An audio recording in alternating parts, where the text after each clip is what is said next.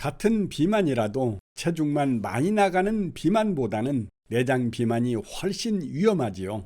내장 지방이 많으면 체내 염증이 많아져 각종 질병의 씨앗이 됩니다. 실제로 서울대병원 강남센터 가정의학과 연구팀이 3,000여 명을 대상으로 추적 검사한 결과 단순 비만인 사람보다 내장 비만인 사람이 향후 대사증후군 위험이 높았다고 합니다.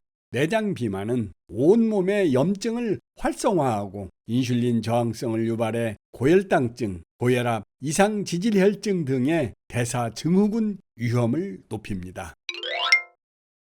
내장지방은 왜 생길까요? 과식, 음주, 신체활동 부족 등이 원인이죠. 특히 술은 내장지방 축적의 주범입니다. 동국대 일산병원 가정의학과 연구팀이 건강한 남성 951명을 대상으로 CT를 통해 내장지방과 피하지방의 양을 촬영하고 알코올 섭취량과 내장지방, 피하지방의 상관관계를 분석한 결과 알코올 섭취량이 많을수록 내장지방량은 증가하고 상대적으로 피하지방은 감소했다고 합니다. 하루에 술 한두 잔은 심혈관 질환에 좋다고 알려져 있지만 연구에서는 하루 한두 잔 마셔도 내장지방 축적 위험이 높아졌다고 하는데 술은 내장지방 분해를 막고 식욕을 촉진해 더 많이 먹게 하기 때문이라고 합니다. 내장지방이 피하지방과 다르게 위험한 이유는 지방이 머물러 있지 않고 혈액 속으로 지방산 형태로 잘 빠져나오기 때문입니다. 내장지방 조직은 허술한 저장 창고라 생각하면 이해가 빠릅니다. 혈액으로 흘러나온 지방이 혈류를 타고 돌아다니며 혈관, 간, 심장 등에 쌓여 각종 문제를 일으키죠. 또한 내장지방은 피하지방과 다르게 지방세포 사이에 염증세포가 잘 끼어들어가 염증 물질을 분비하게 합니다. 그래서 체내 염증이 많아지는 겁니다. 내장지방 과다 여부는 허리둘레를 통해 알 수 있는데 허리둘레가 남성 90cm, 여성 85cm 이상이면 내장지방이 과다하게 쌓였을 가능성이 매우 높죠. 내장지방은 어떻게 뺄 수 있을까요? 첫 번째로는 정제 탄수화물을 끊는 방법인데요. 설탕, 액상과당 같은 정제 탄수화물은 과다 섭취하면 중성지방 수치가 상승하고 내장지방이 축적됩니다. 평소 정제 탄수화물 섭취는 피해야 합니다. 다이어트 첫 3일간 탄수화물 섭취를 하루 50g 이하로 철저히 제한하면 지방을 에너지원으로 사용하도록 유도할 수 있습니다. 두 번째로는 단백질 섭취를 늘리는 방법인데요.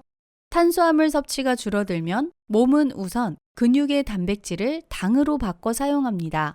그러다가 근육 단백을 계속 쓸 수 없으니 어쩔 수 없이 지방을 쓰는데 근육이 빠지면 기초 대사량이 줄어드므로 근육 손실을 최소화하기 위해 단백질 섭취량을 늘려야 합니다. 몸무게 1kg당 1.2에서 1.5g을 권장하는데 한 번에 소화 흡수할 수 있는 양이 정해져 있으므로 단백질은 아침, 점심, 간식, 저녁 이렇게 4회 나눠서 섭취하는 것이 좋습니다.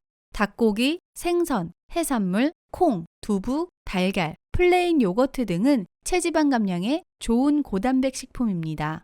그 다음으로는 12시간 이상 공복을 유지하는 방법인데요. 음식을 오랜 시간 먹지 않으면 혈당과 인슐린이 떨어지면서 우리 몸은 지방 합성 모드에서 지방 분해 모드로 변하죠.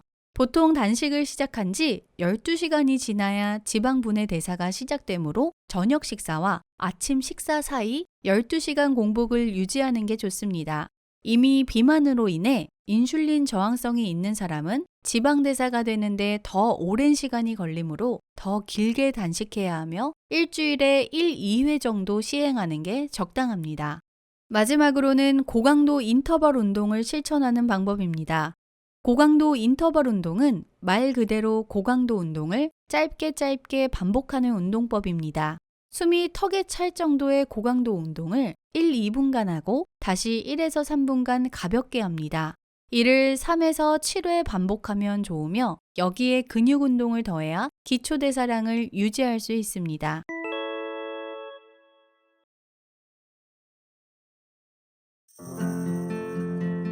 밀가루만 먹으면 이상하게 속이 더부룩하고 소화가 잘 안 되나요? 그렇다면 당신은 글루텐 불내증이 있을지도 모릅니다. 글루텐 불내증이란 만성 소화 장애의 일종으로 장에서 밀가루에 포함된 글루텐 성분을 소화하지 못해 민감성 반응을 나타내는 질환입니다.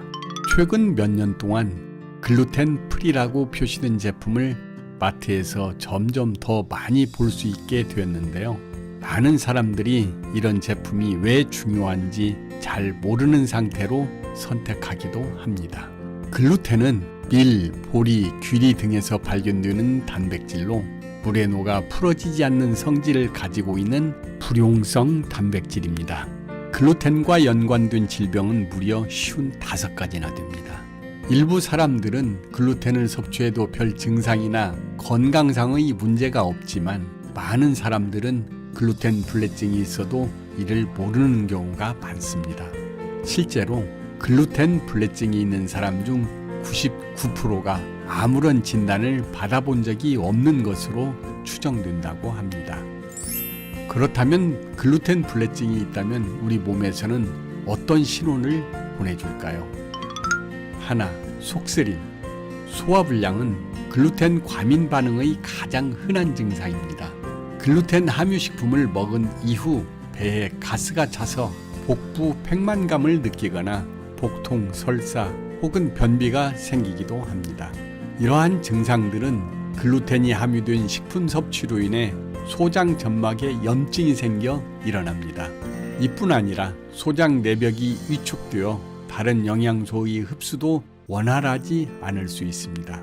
또한 장의 점막을 뚫고 들어간 글루텐 성분이 면역 체계를 자극해 면역력에도 부정적인 영향을 미칠 수 있습니다.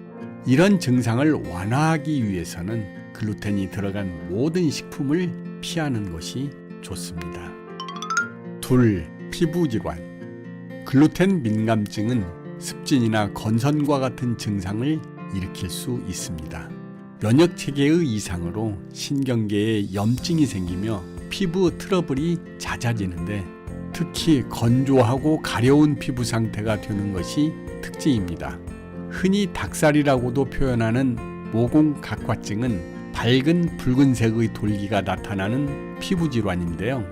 이 증상은 비타민 A와 필수 지방산의 흡수 불량과 연관이 있으며 글루텐에 계속 노출되어 발생한 장 손상 때문에 생깁니다.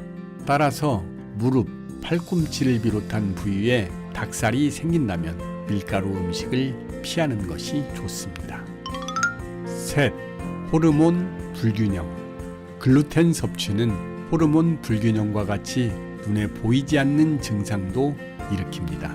남성보다 여성이 글루텐 불내증의 부정적인 영향을 더 많이 받는데 이로 인해 생리불순, 생리통 악화 등이 생길 수 있습니다. 사춘기 임신기간, 갱년기 때 글루텐 과민 반응 증상은 더 심해지는데요. 월경전 증후군, 다낭성 난소 증후군, 불임 등도 글루텐 불내증과 관련이 있을 수 있어 일부 산부인과 의사 및 건강 전문가들은 이런 환자들에게 밀가루 음식을 끊을 것을 권하기도 합니다. 넷, 두통. 글루텐이 함유된 음식을 먹은 뒤 30에서 60분 이내에 두통이 생긴다면 이것은 글루텐 불내증의 증상일 수 있습니다.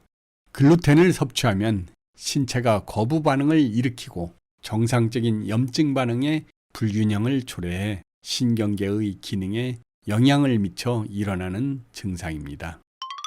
다섯, 관절 질환. 글루텐 불내증이 있는 사람은 염증 반응이 정상적인 수준보다 더 많이 생깁니다. 따라서 손과 무릎 등의 부기와 통증이 더 심해질 수 있습니다. 여섯, 만성 피로. 밀가루 식품을 섭취한 뒤 피로한 느낌을 받거나 집중력이 저하되는 경우 혹은 하루 7, 8시간 충분한 수면을 취했는데도 피곤하고 몸이 무겁다면 글루텐 불내증을 의심해 봐야 합니다. 특히 체내 염증이 있는 상태라면 글루텐 단백질이 정상 상태보다 에너지를 더 빨리 소비합니다. 이럴 경우 밀가루 음식을 피하고 수분이 풍부한 음식을 먹으면 도움이 됩니다. 7. 현기증. 글루텐에 민감한 반응을 보이는 사람은 밀가루 식품을 먹은 뒤 정신이 흐릿해지고 방향 감각을 잃는 등의 증상을 보일 수 있습니다.